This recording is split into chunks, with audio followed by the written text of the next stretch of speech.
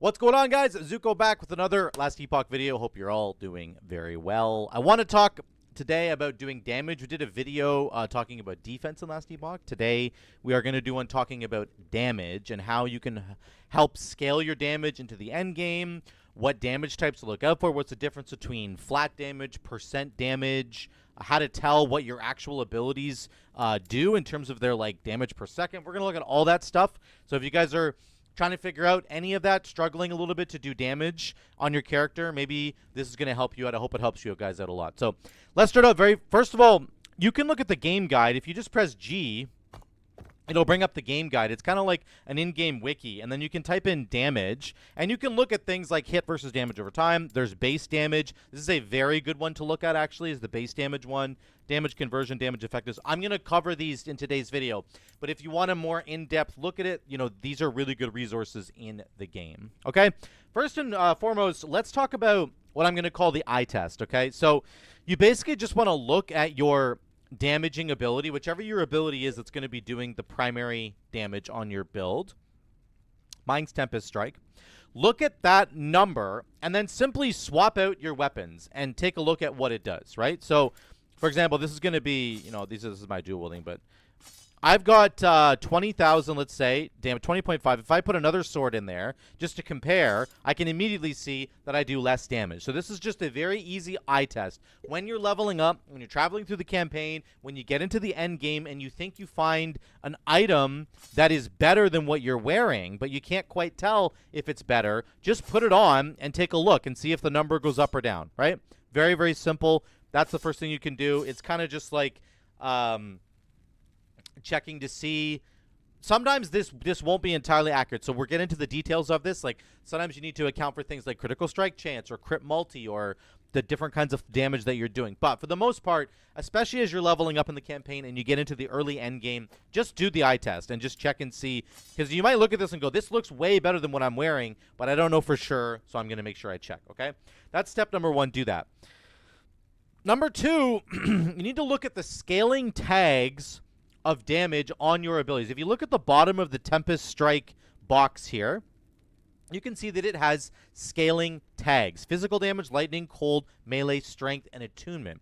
And if I hold Alt, it'll actually show me what the different stats that I add to this actually do. So strength gives me 4% more damage per point, and attunement gives me 4% more damage per point as well. So those are both stats that I now know I can invest in if I want to bump up the damage of Tempest Strike, okay?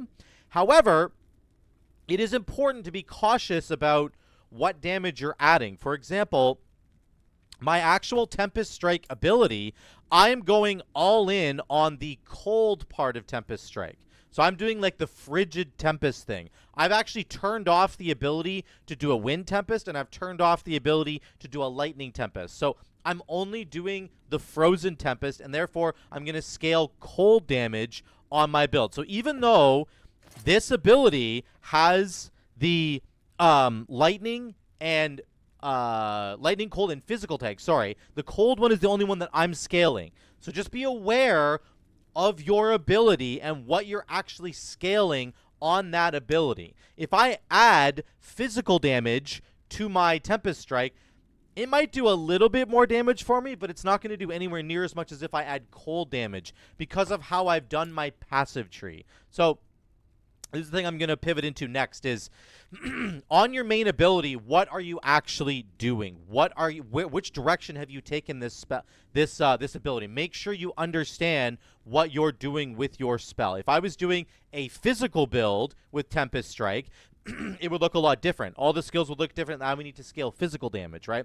For example, my Sabretooth, I've actually turned into a cold Sabretooth. So I have all the cold spells with him, and therefore, if I add cold damage to my build, it's actually going to bump up my Sabretooth's damage as well. But if I hadn't done that, if I hadn't gotten the Ice Tiger node, then I wouldn't be getting any of that as well. We're going to talk about damage conversions in a minute.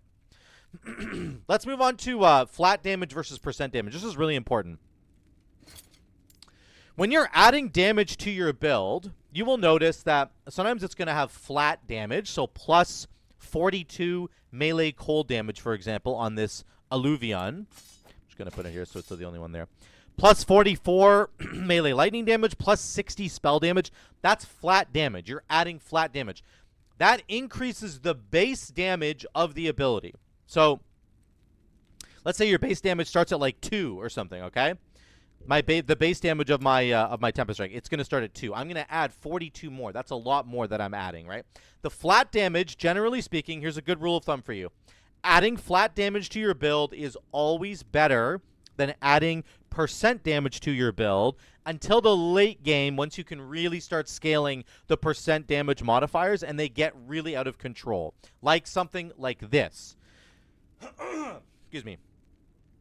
This mace has 261% increased cold damage. So it's not flat damage, it's percent. That is a lot of percent cold. And you would say to yourself, oh my god, Zuko, there's no way that 42 melee cold damage and 44 melee lightning damage is going to be better than the 261% increased cold damage. Because, again, I'm doing a cold damage build. Well, if we just look at Tempest Strike, it's doing 10,000 damage. If I put this on, it actually does less damage. So this has 261% cold damage and 75% melee damage. And it's doing less than this sword, which has the flat damage on it. So I got to stress this multiple times. Flat damage is always better than percent damage until you start getting to the late game and you have really, really good ways to scale your percent damage. You need to make sure that you have both. Both are good. Flat is better. Percent is okay once you get to the later stages in the game. So, for example, I have 321% increased cold damage right now, which is really, really good. That's quite good. But what will scale your damage even better is that flat. I just want to make sure I emphasize that. Again, if you're confused about that, make sure you look at the base damage article in the game. It'll help you understand much, much better how this works. For example, this paragraph right here, when you're calculating damage dealt, stats like plus 5 melee fire damage are multiplied by the skill's added damage effectiveness. We'll get to that in a second. And then added to the base damage before stats like 30% increased damage. Okay, so the flat damage that you're adding to a build will be added on first, and then your percentage damage will be taken based on whatever the flat damage is, whatever you've scaled. So increasing that flat damage number is a really, really good way to improve your damage because it's going to make the percentage increase that you're doing later even better. So flat damage is king, percent damage is good. Just make sure you use it in that order, okay? That's really, really important to understand. Added damage effectiveness is a really, really good thing to understand. So if I hold Alt on Tempest Strike, it's going to show me at the bottom of the box there. Let me just get rid of this.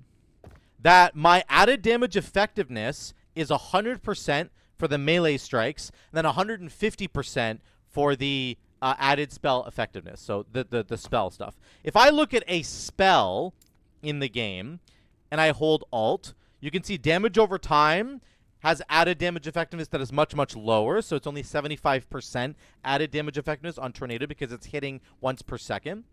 If we look at Avalanche, which is a spell, it gets 300% added damage effectiveness. So it's much, much higher for spells because the game is calculating the spell. Spells only hit like once every couple seconds or once every 2 or 3 seconds potentially for a really, really big spell. For example, Meteor, which they talk about, I believe, here. Meteor gets way, way, way more. So, for example, if you have plus 10 spell fire damage from your passives, 10 fire damage would be added to Elemental Nova because Elemental Nova has 100% damage effectiveness. So that just means you're just going to add 10 spell fire damage. But Meteor has 900% damage effectiveness, which means that 10 now becomes 90 fire damage, okay? It's because spells hit a lot harder, but they cast slower than like auto-attacking builds. So the auto-attacking builds don't have as good of damage effectiveness scaling, but it's because you're attacking so quickly that it would be unfair if it was way, way, way too high. So again, if you're so confused about that kind of stuff, make sure you check out the in-game guides. Just know that spells tend to get a lot more damage effectiveness versus skills that attack more quickly, but it balances out in the end because of the speed of both of those different abilities, okay? Very, very important to understand that. So just to sum up the flat damage plus percent damage thing, make sure you're getting flat damage on your build You do want percent damage as well. Flat damage is really king, though. And at the end of the day, always do the eye test to see how your ability is going up in damage. If you're going up in damage on your ability, you're probably close to doing the right thing, okay? Now, let's go to where you can craft damage really, really quickly. If you're unsure about how to get more damage on your gear, you can actually just look at your crafting materials, and you can type in damage right here, okay? I can look at melee cold damage, and this is flat melee cold damage, and this is telling me, but right in this box here, this can be applied to two-handed axes, maces, spears, staff, swords, one-handed axe, dagger, mace, basically all weapons. If you see that right there, it's all weapons. Now, if we look at percentage cold damage, this is percentage cold, so increased cold damage. It can be applied to all the different weapons and a quiver, a catalyst, an amulet, a ring, a relic, a belt, and a bow. So the percentage damage buffs can be applied to a lot more items, which is really cool. If you're confused about how to get more damage on your build, check the crafting and see where you can craft additional damage. I now know that I can craft percent cold damage on my rings and amulets and belt. That's an important thing for me to understand, because obviously I can get it on my weapons, but now I can get it on both my rings, my belt, and my amulet. So I'm going to want to try and look at that. And that's how you can scale your damage a little bit more. Make sure you check all the crafting. Just type in damage. If you have a specific kind of damage, you can type that in too. If you want fire damage, you can see melee fire damage is weapons. Percent fire damage is the same thing as it was a second ago. So very, very good resource to know where to craft your extra damage. Now, let's look at damage conversions. I want to go back to my tiger for a minute. I had somebody in my stream say to me, I'm trying to improve my damage, but I don't seem to be really getting anywhere. And so I checked out their gear, and we found out that their relic that they were using still had physical damage on it, but they had converted all of their spells, or their main damaging spell, into cold damage. So the relic that they had on was no longer helping them.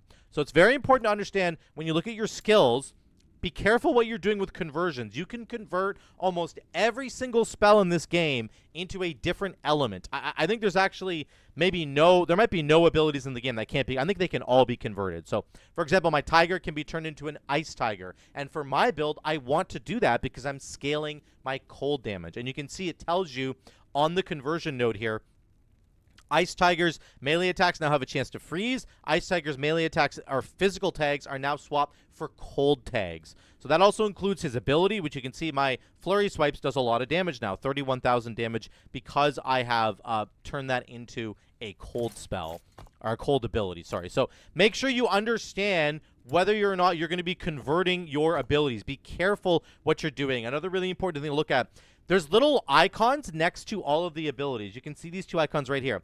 If you're confused about which abilities can be converted into which elements, this will tell you. You can see my tiger has a physical tag and a cold tag, so I know I can turn him into a cold tiger. My scorpion has physical cold and lightning.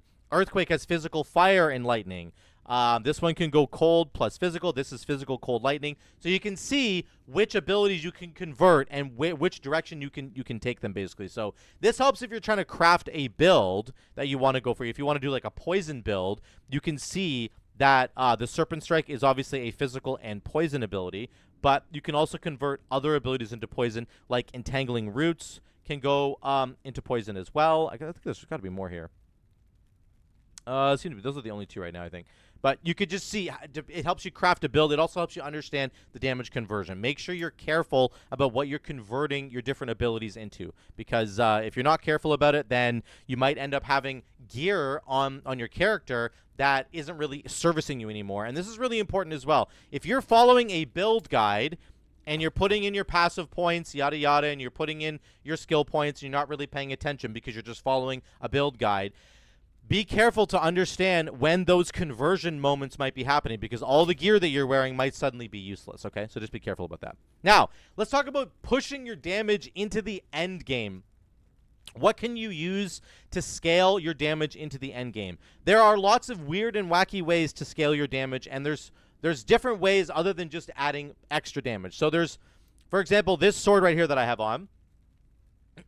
This set, the Shattered Lance set, look at the set bonus, the 2 set bonus.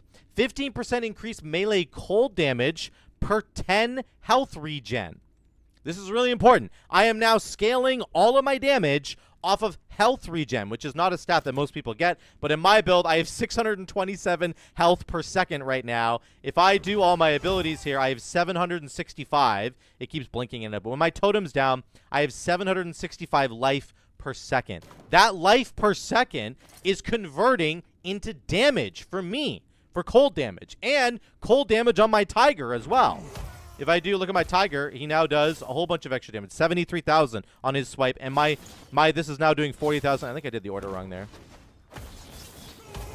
63,000. So you can see when I have all my buffs on. But the point is, this totem is giving me health regeneration, and it also means that I'm going to spec into different nodes like this. Revitalizing totem, health regen granted 125%. That actually equals damage for me now. This is the most important node on this totem tree now, is the health regeneration, which is really weird. It can also make you change the way that you look at your passives. If I look at health regen in my passives, now this is giving me more damage. 75% increased health regen when I have Aspect of the Boar. That's going to give me more damage. If I look at this base ability in my Primalist tree, this gives me health regeneration as well. That's giving me damage.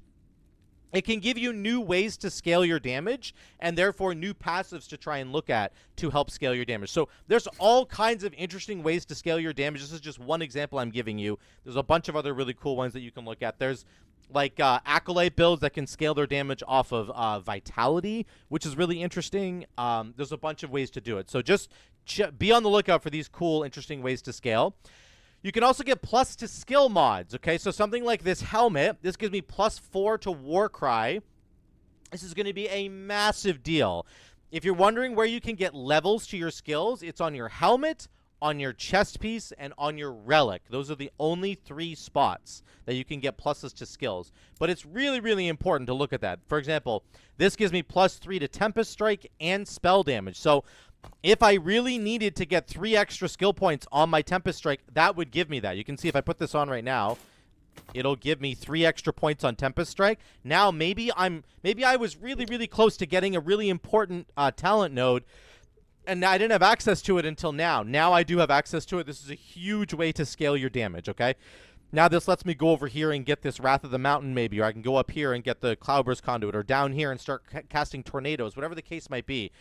Getting plus to skills is incredibly important for scaling your damage into the late game. This Warcry one for me, for example, is huge. It lets me put more points into Frostclaw. It lets me put more points into Brutality, which buffs my Berserker. It's really, really big to have these extra points into Warcry. And then there's other ways that aren't always noticeable. This is a really wacky way to buff your abilities, but make sure you check what the uniques are saying. This gives me +3 to cold and necrotic minion skills. So if I did not turn my tiger into an ice tiger, I would not get that bonus. But because I turned him into an ice tiger, he is now a cold minion. Now I get 3 extra points on my Sabretooth from wearing this sword. So now I get those 3 extra points. I can put them wherever I want. I don't even know where I put them into damage somewhere. But that's a really interesting thing you need to pay attention to in order to scale your ability. Sometimes there's going to be weird items that do this kind of thing. They add +2 or +3 to a fire skill, or a fire minion skill, or a traversal skill. And sometimes you can turn your abilities into traversal skills, and then you get the benefit from this +3. So be on the lookout for any piece of gear that's going to give you plus to a skill, and then make sure you put it onto your gear. The baseline ones are going to be helmet, chest piece, and relic, but you can get extra ones from your swords or other items depending on if it's a unique item, okay? Another thing to look at here is going to be our blessings, and I'm going to pull up a chart for this, but when you get into the end game, there are very, very important blessings that you're going to end up getting. Some of them are defensive in nature, fire resistance, physical resistance, this is critical strike avoidance, but some of them will give you damage, and it's very important to understand which ones are giving you damage and which ones are going to be helpful specifically for your build. So this is giving me critical strike chance, this is giving me health regeneration, and that health regeneration is giving me damage, so I'm double dipping there, which is really, really cool. There's a great chart here that I'm going to show you on the different blessings. Let's pull it up here. If you go to this lastepoch.com tools, I'll link this down below in the video description. You can go to it. This is the Last Epoch site. It's really, really good. You can go to the resources here, and you can go to the Monolith of Fate. I'll just show you. So you go Resources, Monolith of Fate, and then from there, you're going to click on the follow the Outcast or the Stolen Lance, whichever monolith you want to, and then you click on the Blessings tab. This shows you exactly what the different blessings are, and you can see right away if this is going to give you damage. So the Follow the Outcast only has idle drop rate stuff or experience, so there's nothing really good there. Okay, this also has drop rate for shields and different items, so that's good. The Black Sun is the first one that gives you damage, I think. Void resistance, here we go. Throwing damage, void damage, chance to ignite, spell damage. So this is really, really good. This is when you're going to want to focus on. Blood Frost and Death has more drop rate stuff, so don't worry about that. Ending the Storm has damage, increased lightning damage, increased cold damage, ward per second, chance to shred lightning resistance on hit. Those are really good, right? Fall of the Empire has more drop rate stuff. Reign of Dragons has damage, necrotic damage. La la la. There you go. So you can see the Last Ruin, I think, just has drop rate stuff. And Age of Winter, I think, has drop rate. Oh, no, this is defensive stuff. Cold resistance. Chance to chill on hit might be really good. But you can see, you just go through all of them, guys, and figure out which ones are going to give you damage and then which ones you actually need. Are you doing a crit build? Are you doing a lightning build? Are you doing a cold build? Whatever the case might be, grab the blessing that is going to correspond to your build, and then you have to farm that blessing. Farm it and farm it and farm it until you get it, and then you're going to have way, way more damage than you did before, okay? Last thing I'm talking about here is the idols. Idols are actually really cool. They give you a lot of damage, and they are very, very powerful in the end game. They're more powerful, I think, than people think. You can also look up idols on the database here. So if you go to resources, I think if we look at items, you can go down here to idols. You can't quite see it because my camera's blocking it. Let's move over there. You can see the idols down here. So you can click on an idol, and then you can actually start to see what they do. You can look at the prefixes and the suffixes for the different idols. So you might be looking for a very specific thing, maybe cold damage, maybe fire damage, maybe minion damage. Look at the prefixes, look at the suffixes, and it'll show you exactly what they do. If I go to the Grand Idol, here's the Grand Idol. Bow critical strike chance, chance to apply a spark charge on hit, chance to bleed on bow hit. So you can see, you scroll through and you can find them all. You can also search. If I type in cold damage here, then it should show on the prefixes here. It'll show you, I'd actually have to go down to idols, which are probably near the bottom here. So that's not the best way to do it. You probably just want to do it the way I was doing it before. But this shows you everything in the game does cold damage. But probably better to just click on the Grand Idols, look at what they do for suffixes, prefixes, yada, yada. Just do it that way. But, for example, my idols, I've got 45% cold damage, 34% cold damage, 21% cold damage, 28% cold damage. So really, really, really good for me. I was starting to look into health regeneration on these things. But you can also get really unique mods like this one. 6% chance to cast an avalanche. Let me move over here because I'm in the way again.